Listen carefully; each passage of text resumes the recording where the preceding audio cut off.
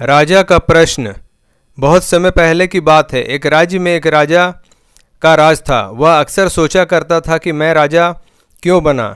एक दिन इस प्रश्न का उत्तर प्राप्त करने उसने अपने राज्य के बड़े बड़े ज्योतिषियों को आमंत्रित किया।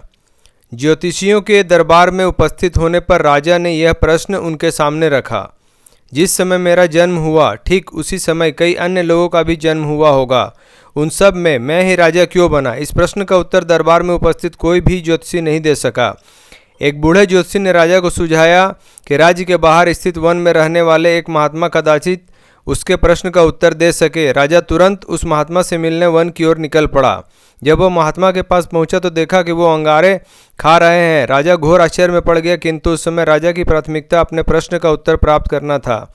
इसलिए उसने इधर उधर की कोई बात किए बिना अपना प्रश्न महात्मा के सामने रख दिया।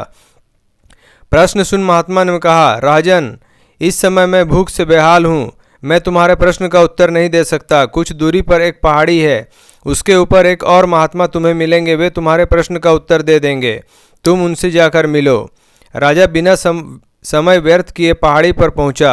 वहां भी उसके आश्चर्य की सीमा नहीं रही जब उसने देखा कि वहां वह महात्मा चिमटे से नोच नोच कर अपना ही मांस खा रहे हैं। राजा ने उनके समक्ष वह प्रश्न दोहराया। प्रश्न सुनकर महात्मा बोले, राजन, मैं तुम्हारे प्रश्न का उत्तर नहीं दे सकता।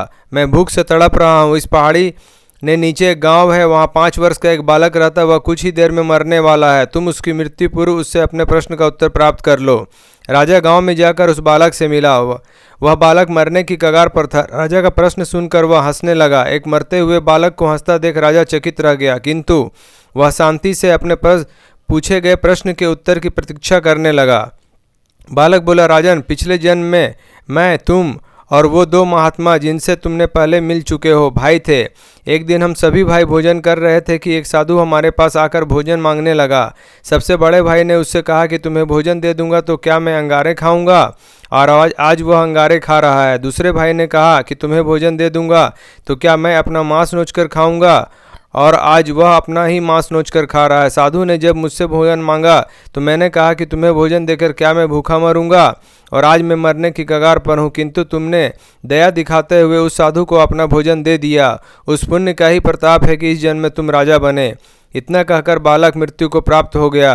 राजा को अपने प्रश्न का उत्तर मिल चुका था। वह अपने राज्य की ओर चल पड़ा। सीख, अच्छे कर्म का अच्छा फल मिलता है, इसलिए सदा सद्कर्म करो और जहाँ तक संभव हो दूसरों की सहायता करो। दोस्तों, वीडियो पसंद आया हो तो लाइक करें, शेयर करें, सब्सक्राइब करें और बेल आइकन जरूर दबाएं। धन्यवाद।